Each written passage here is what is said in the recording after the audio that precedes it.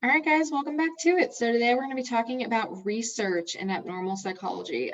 So I realize that whether you guys are thinking about a major in psych, which really only a handful of you are, versus kind of thinking about something else, that pretty much statistics or research methods classes are a part of many degree programs here. So I'm not really going to get into the nitty gritty as far as calculating statistics. I'm talking more about methods. And more so today, we're going to be focused in on how being able to identify the general method that a researcher used to answer a question impacts the implications of that research or the degree to which we can apply that research. So that's kind of more the perspective that I'm kind of approaching today's discussion with. So research is important, first and foremost, because it helps us to answer questions. That is how we figure out what's going on in general, or in situations like what we're dealing with the pandemic, with like new stuff coming up. You know, you've got to find a way to give yourself answers. So today we're going to be using two example research questions, I suppose is the best way to describe them, regularly throughout our discussion to kind of highlight the differences in different types of research. One of these research questions is admittedly a silly question. One of the reasons I picked it is because sometimes it's easier to see flaws in logic when the question is silly than when the question makes a little bit more sense. So one of the research questions we'll be exploring is there a link between the decrease in world piracy and the rise in global warming? And the second question makes a bit more sense. It's also a bit more psychologically relevant. So is there an association between vaccine usage and autism diagnoses? So the first type of research that we're going to focus on today, and we're focusing on three, so this isn't too big of a lecture, so to speak. But the first one that we're focusing on is descriptive research. So the purpose of descriptive research is to observe and record behavior. We can record a lot of behavior or just a little bit of behavior. And so there are a couple different ways in order to do research. If we're focusing in on a little bit of behavior, we'd be doing a case study. So in this instance, we'd be focused on a single person or a single event, and we'd really be kind of focusing in on just that instance and just kind of gathering as much, recording as much information about that event or that person as possible. A naturalistic observation would be kind of taking it up a notch. In this, we might be observing a person or a small group of people over a larger period of time, or we might still similarly focus in on a small amount of time, but maybe a larger number of people. So for instance, a case study might entail looking at one person with autism and looking at their vaccine history. A naturalistic observation might entail looking at a whole classroom of children with autism and their vaccine histories, or maybe even observing those kids over the course of the day to really kind of get more information about their behaviors. Alternatively, we could also do a survey where we, rather than observe, ask people questions about their lives in order to gather info that way. Either way you slice it, though, all descriptive research is simply observational in nature. There is no manipulation. So we're not giving vaccines or not. We aren't manipulating the environments that people are in. We are just kind of observing them as they naturally are. So some examples of this that relate back to our two big research questions might be, in the year 2000, taking note that there were only approximately 17 pirates worldwide, and that the global average temperature had risen to 16 degrees Celsius, or about 61 degrees Fahrenheit. We're taking in the single case of the single point in time. Or alternatively, noting that my child is exhibiting signs of autism at 18 months after finishing vaccinations at 12 months. That similarly is an observation of a point in time. A benefit of this particular approach is that you can get really rich, detailed information because you're just kind of focused in on a smaller group, and you're also not manipulating anything. And manipulation is typically where research gets expensive. Like, for instance, you giving a person a vaccine or not, like that's the part of research that's tough. But just kind of observing people as they naturally are, like, that's pretty straightforward. It's cost effective, and you can take in a lot of information, particularly if you're focusing in on a case or only a few cases. The biggest setback of this particular approach is that you can't make any cause and effect claims because you haven't done anything. You have to do something to observe the outcome that you're expecting, or sometimes the outcome that you're not expecting, but you have to do something to be sure of the outcome before you can determine the cause of that outcome. In addition, single cases can be misleading. So just because I'm trying to think of an example. So just because you implement like a keto kind of diet for your child with autism and see an improvement doesn't necessarily mean that that diet's going to work for everybody. Referencing back the bell curve that I showed you guys and going over chapter 1, we don't know from any particular case how typical or atypical that case is because we only have that one case. We have no sense of pattern. And so if you were to give a child with autism like a keto diet and it seems to help, we don't know if that child and that child's reaction to this diet is more in the middle of the bell curve, or maybe this is at one of the tails of the bell curve. And that's great that this worked for this one person, but it's not really going to work for other people because it's an atypical case. So single cases can be misleading because we don't quite know where yet on the bell curve we're dealing with, because we need more cases in order to judge pattern. So the conclusion you can make based on the findings of any descriptive project is that, wow, this is something interesting. I wonder if there's a trend. We can make no more grand a conclusion than that. Okay.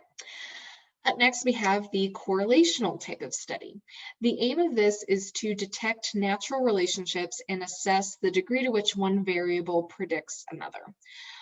So how do we do this? We collect data about 2 or more variables. Again, there's no manipulation, and that's because we're looking at natural relationships. So we still aren't really manipulating or doing anything grander, but rather than just kind of gobbling up as much information as we can and just collecting lots and lots of rich data, we're focusing in more so on the factors that we're interested in. So vaccines and autism, or piracy and global warming, or whatever. So we've kind of limited our focus a little bit more. And we're gathering data on those 2 or more variables. A big benefit of this particular type of approach is that results are generalizable. Generalizable is a jargony word that basically means that the results of a study relate back to the real world. Sometimes we try so hard to control a study and really focus on that which we're manipulating that the results of the study don't really relate back to the real world. So for instance, if I was doing a study about whether or not cognitive behavioral therapy worked for depression, and I brought people into my pristine lab and I had them come back once a week for 12 weeks and I did this perfect cognitive behavioral therapy and I saw an effect, the results of that might not be as generalizable because I took people out of the real world. And in the real world, sometimes the flow of therapy gets disrupted because a patient is sick one week and can't come in, and so we have to skip. Or a patient's mother died, and so now we're kind of completely off course and we're having to kind of shift gears to address this crisis that has come up for this person. So the real world is a little bit messier than kind of pristine labs. And the nice thing about correlational studies being based in natural relationships in the natural world means that we know that the results relate back to the natural world because that's kind of where the results came from in the first place. A correlational study is also a nice middle ground between a descriptive study and an experiment, in that, it takes a little bit more work, a little bit more time, a little bit more money, but it's not quite to the degree of an experiment yet. It's a good way to kind of see if a case study generalizes more before kind of stepping it up a notch to do an experiment. The big negative here, though, is that we're still not able to make a cause and effect claim because we haven't manipulated anything yet. And manipulation is the key to making cause and effect claims. Because we're simply just observing things in the real world, we're really just, if we do observe a correlation, all we're really observing is that these 2 things happened at the same point in time. They seem to relate to one another, but we don't yet know if the reason they relate to one another is because of a direct causal relationship or because of an association with some third variable that is driving the effect that we're seeing. So for instance, there's a positive relationship between ice cream sales and shark attacks. But That is a correlation in nature only. It does not mean that the more ice cream we consume, that the more people that are being attacked by sharks or vice versa. It simply means that people buy ice cream in the summer and people are at the beach swimming where sharks are in the summer. And so summer is the third variable there that is driving that particular association. Similarly, I was watching How I Met Your Mother the other day, and this one episode, Ted, this one character who kind of has some douchey, I guess, kind of characteristics, says while putting on his highway driving gloves, says 99.9% of highway accidents, the driver was not wearing driving gloves. That's another good example of correlation. So yes, that is true. There's definitely an association between driving glove and accident, but it's because both of those things happen when a person's driving. A person would only be wearing driving gloves if they were to be driving in the first place. And a person's only going to get in a highway accident if they're driving. So both of those things are associated with driving, not really with each other, in the same way that ice cream and sharks are associated with summer, not directly to one another. And so it's because of these third variables that we can't yet make a cause and effect claim. Another thing that becomes more important as we kind of get into a correlational study is that as we're focusing in on specific variables, just kind of rather than any information out there being free game, is that we have to take time to define what it is we're looking at. So for example, we'd have to take a time to say, like, what is a pirate? Are we talking about like Captain Morgan, Blackbeard kind of pirates? Does this pirate have to sing sea shanties and have a substance use problem?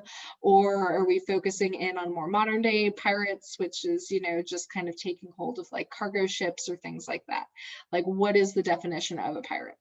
Similarly, what's the definition of autism? What is it that we're looking for in order to determine that a child has autism? Typically, from a psychological perspective, we're focusing in on behaviors when we define things.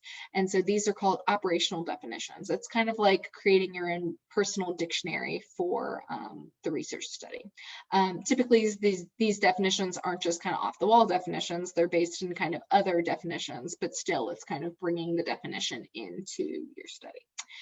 So the conclusion that we can make based on the results of a correlation is that Y seems to be associated with, but not necessarily caused by X. So these two things seem to happen together. There's an association, but we don't know what that association is yet. And the reason is because there are three explanations of any significant correlational finding. The first explanation is that X causes Y, so ice cream sales cause shark attacks. The second is that Y causes X. Shark attacks cause ice cream sales. And the third explanation is the third variable is at play. So summer causes both of those things.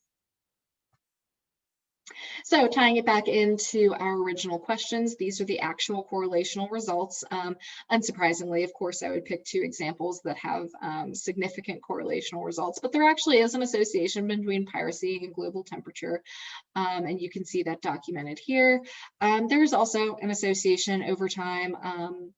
More people have gotten vaccinated recently. Similarly, the diagnosis of autism has gone up as well. But we still can't make a cause and effect claim despite that supportive information. We have to do an experiment. So this is the only way to make a cause and effect claim, and that's really the purpose of this kind of study.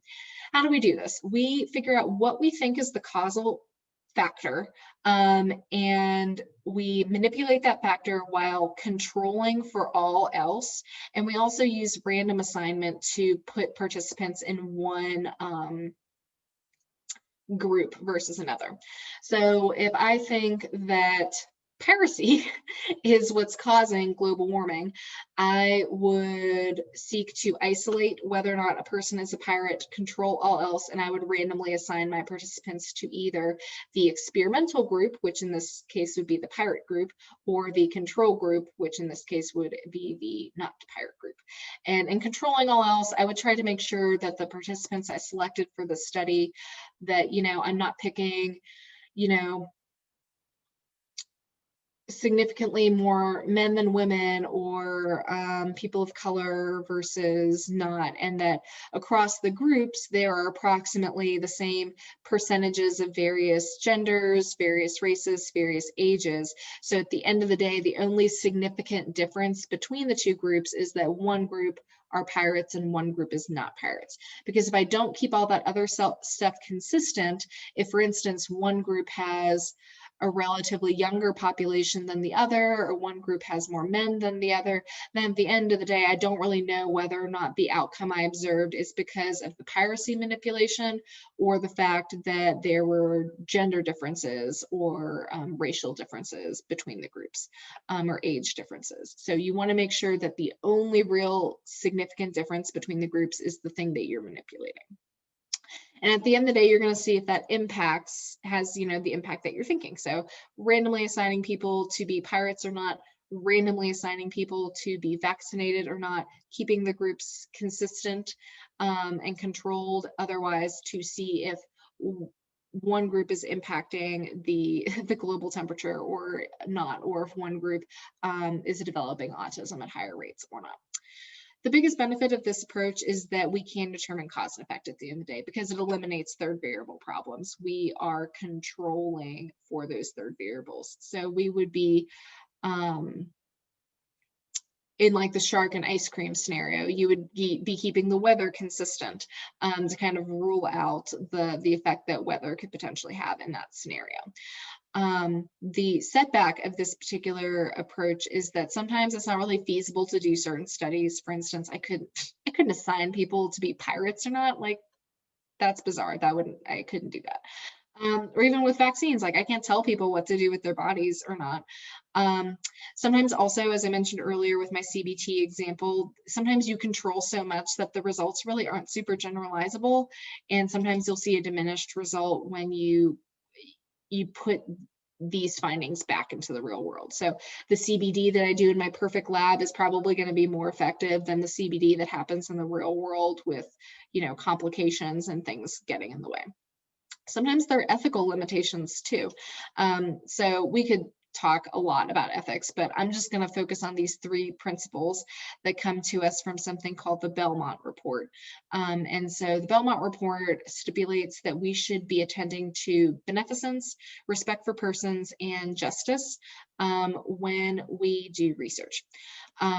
So beneficence basically means do no harm. So we want to make sure that, we are not asking people to do something if there's a significant likelihood that this could not pan out in their favor. So for that reason, you would never do an experiment with cigarettes, we know that those are bad for you. So we cannot ask a group of people to smoke cigarettes to see what would happen. Respect for persons means that you are respecting a participant's ability to choose whether or not they want to participate.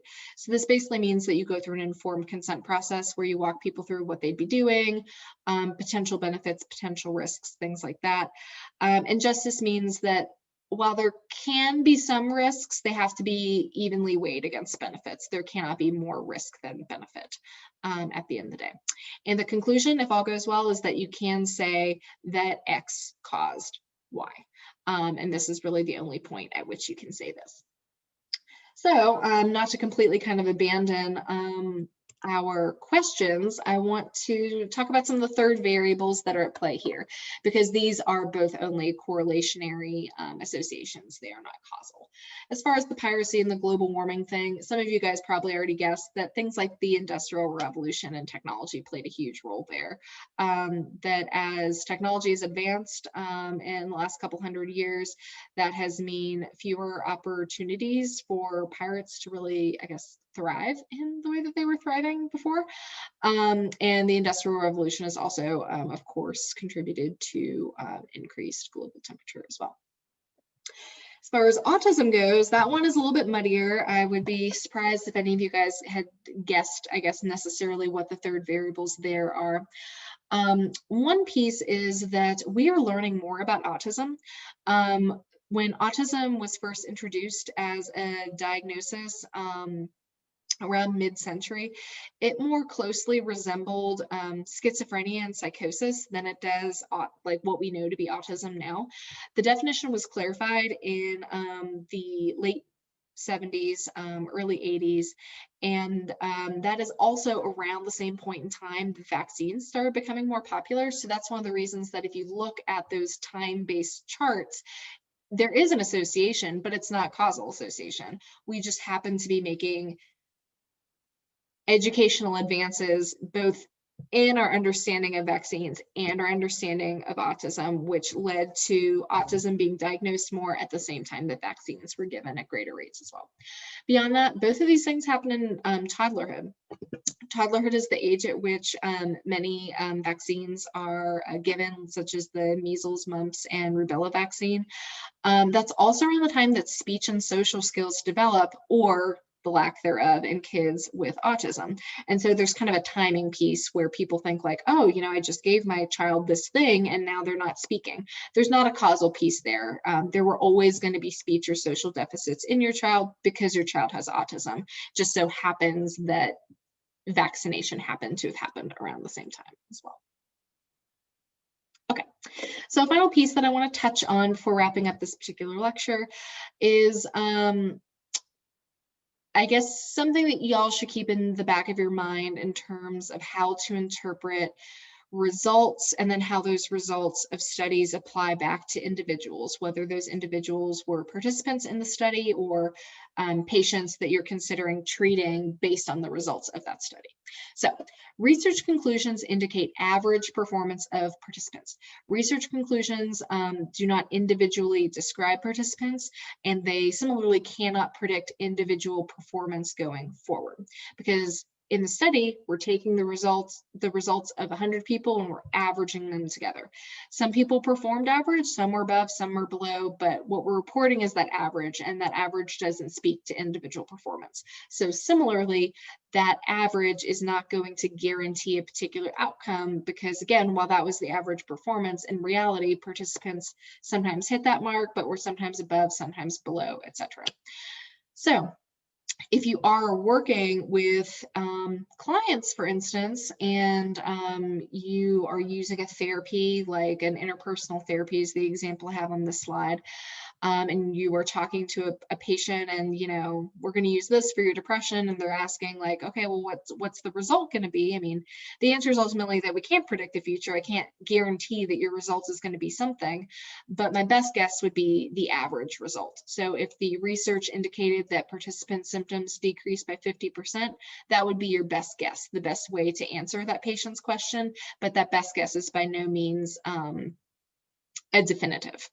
And so in reading research, that's just kind of something to keep in mind. So if, yeah, we were reading the study that said that IPT decreased depressive symptoms by 50, that again just means that was the average. If I told you Jim was a participant in that study, what did his symptoms do? I couldn't tell you that based on that one number. If Mona's a new client coming into your office and she's asking about what to expect, I can't promise that either. I could say that my best guess, Mona, is that your depressive symptoms are going to decrease by 50%. And my best guess is that Jim's symptoms decrease by 50%. But again, those are not guarantees or absolutes. Those are simply guesses. Okay, so that is all that I've got for y'all today. So I will see you later.